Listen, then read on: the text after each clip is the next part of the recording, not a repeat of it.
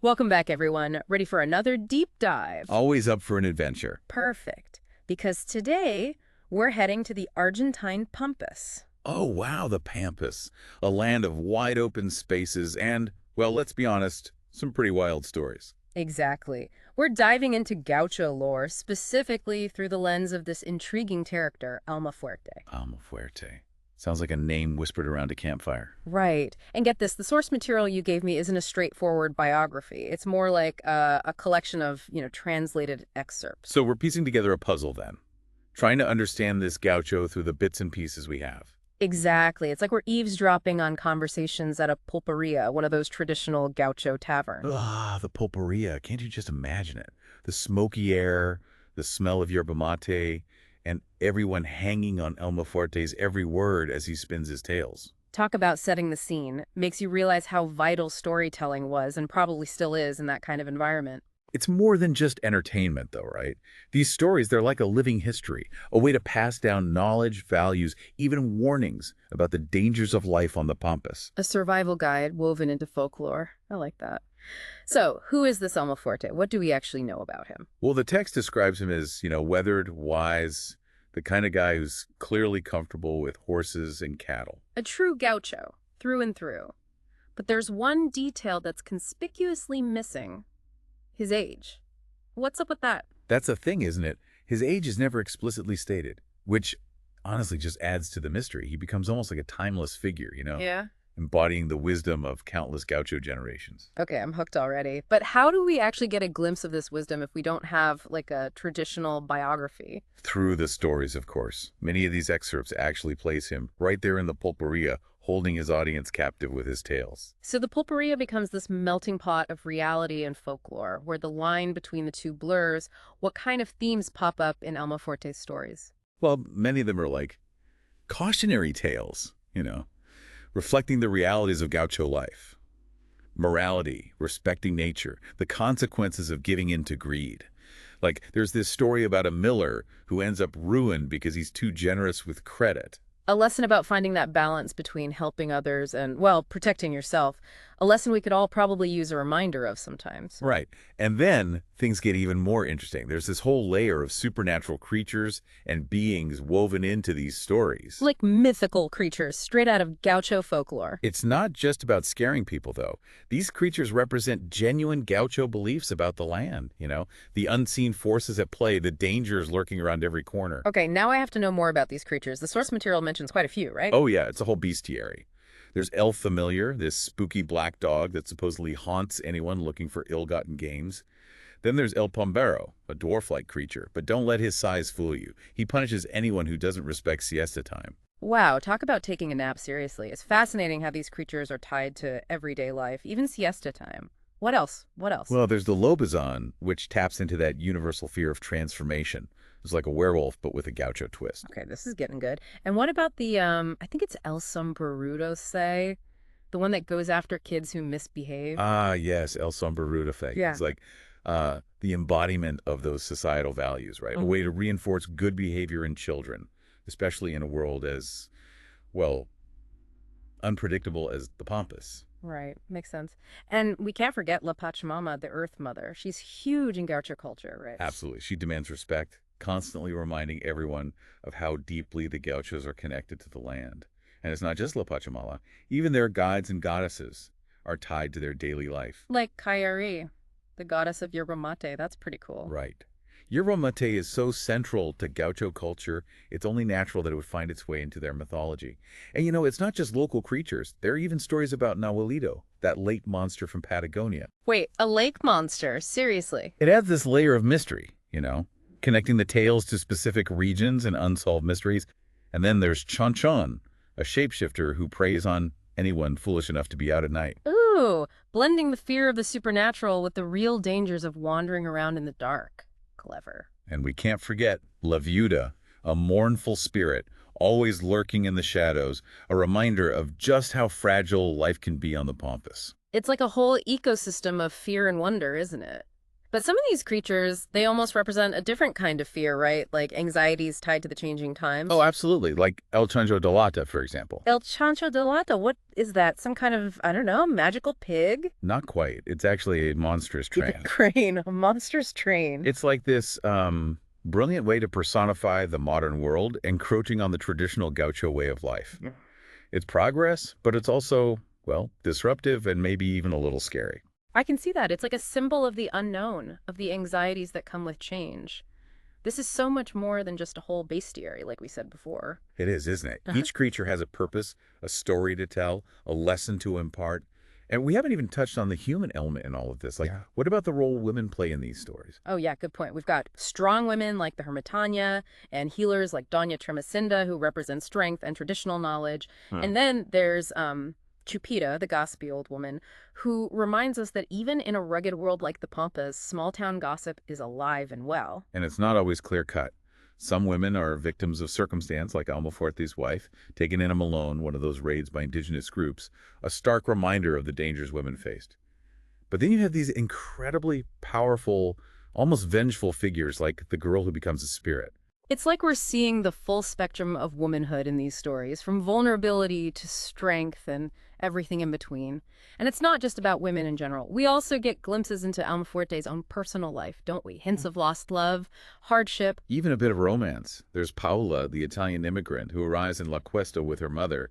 Talk about a clash of cultures. Right, Paula. Their relationship is fascinating. It's like watching two worlds collide, but in a good way. Yeah, they challenge each other's perceptions, push each other out of their comfort zones.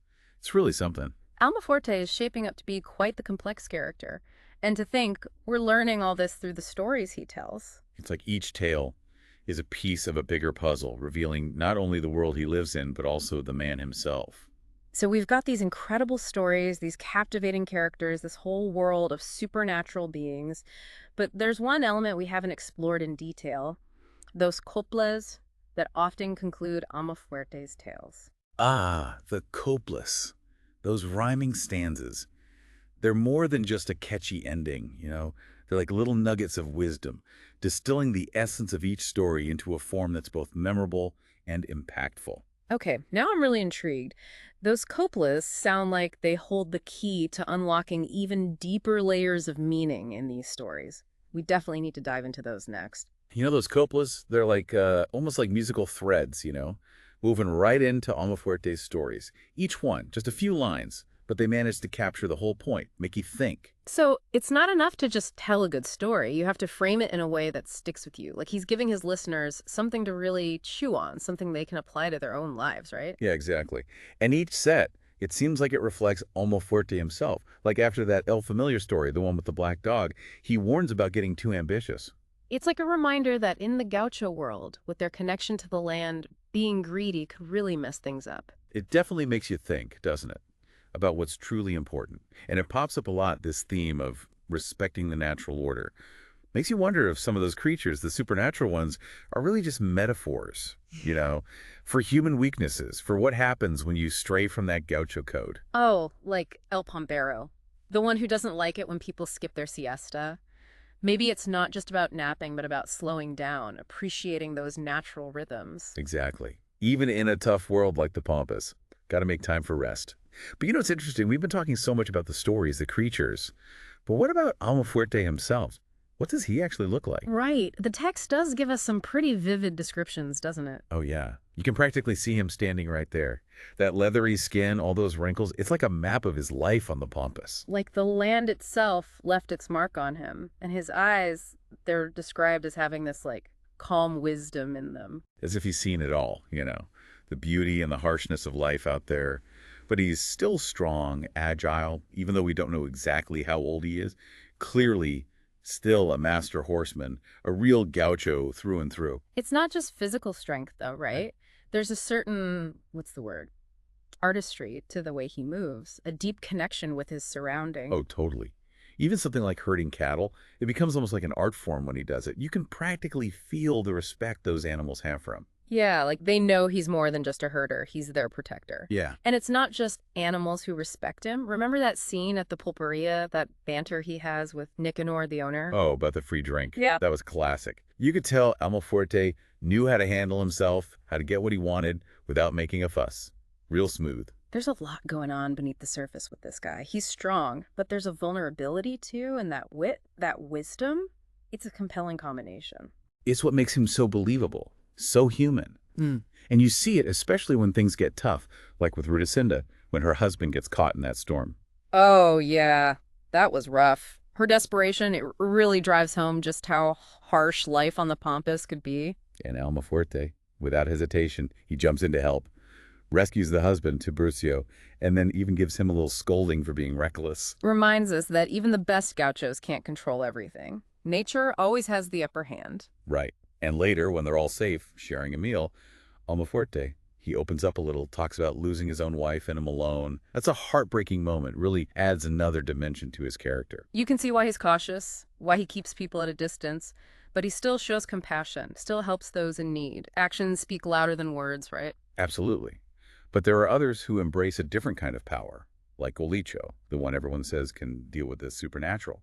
Oh, yeah, him. It's like they represent two different approaches to life.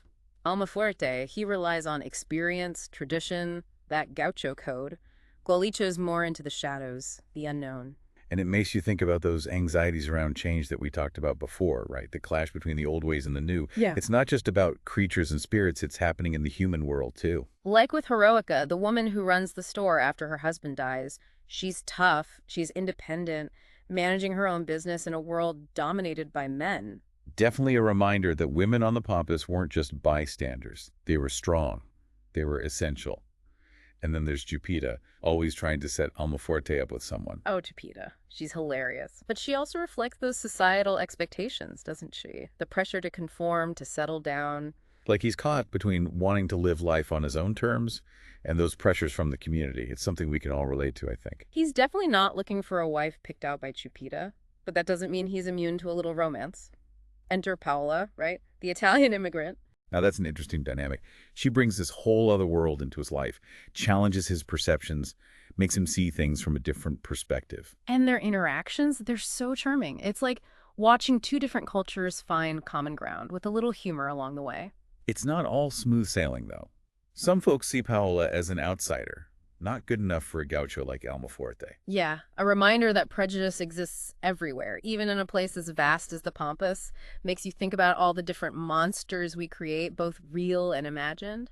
But Almafuerte, he doesn't back down. He stands up for Paola, challenges those narrow-minded views. It's pretty inspiring. Shows you what kind of man he is. Not afraid to defy expectations, to live by his own values. And those values, they seem to be all about compassion, respect, understanding what truly matters. He really is a remarkable character. Embraces tradition, but is open to new things. His story, it's about resilience, connection, staying true to yourself even when things get tough. He's complex, that's for sure. And that's what makes him so interesting, so captivating. You've really nailed it. It's that mix of strength and vulnerability, wisdom and wit, tradition and open-mindedness that makes him so relatable. He's not just a character in a story, he's like a reflection of ourselves, you know, our own struggles and triumphs. But as amazing as he is, there's still one piece of the puzzle we haven't explored. Those coplas that he uses to bring his stories to life. You're right, those coplas, they're more than just rhymes. They're like a window into the soul of the gaucho. They deserve their own deep dive. Those coplas we were talking about, they're not just tacked on at the end, you know? It's like they're woven right into the story, each one. Yeah, like a little musical button wrapping everything up neatly. Yeah. But also, like you said before, they're these nuggets of wisdom. Exactly. Yeah. And what gets me is how they often sound like Almafuerte himself talking. That dry humor, the way he looks at the world. It's almost like he's using them to, I don't know, nudge the listener in a certain direction, help them understand the point of the story, like a mentor almost. That's a great way to put it. Like with those coplas after the black dog story, the one with El Familiar.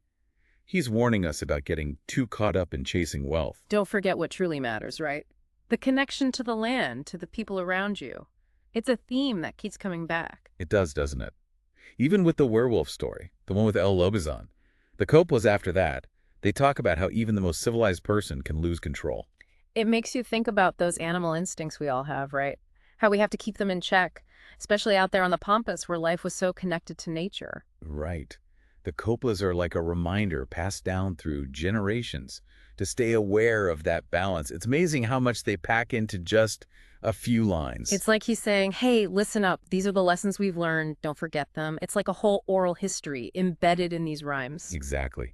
That's the power of storytelling, isn't it? Those stories and those coplas, they're a living part of Gaucho culture, passed down through generations, shaping how they see the world. It's a good reminder that knowledge isn't just found in books, it's all around us, if we know where to listen. So, as we wrap up this deep dive into Gaucho lore, what's the one thing that really stuck with you? For me, it's the power of those stories, even centuries later. Mm. They can still teach us something, make us think about ourselves, the choices we make. I agree. It's been eye-opening. I think I'll look at stories in a whole new light now, knowing how much wisdom they can hold. And maybe those creatures, those supernatural beings, they're not so different from the challenges we all face. Yeah. Our fears, our prejudices, the things we struggle with inside ourselves. Wow, that's a powerful thought. It's like the real monsters might be closer than we think. Makes you want to dig a little deeper, understand the real meaning behind the stories we tell. That's what it's all about, isn't it? Yeah. And the Pampas, with all their mystery and vastness, they'll keep inspiring those stories for a long time to come. Those tales of laughter, love, loss, they're all part of that gaucho spirit. It's been an amazing journey exploring this world of lore and adventure. And to all our listeners out there, I encourage you to keep exploring, keep listening. You never know what incredible stories you might find. Until next time, keep those campfire tales burning bright.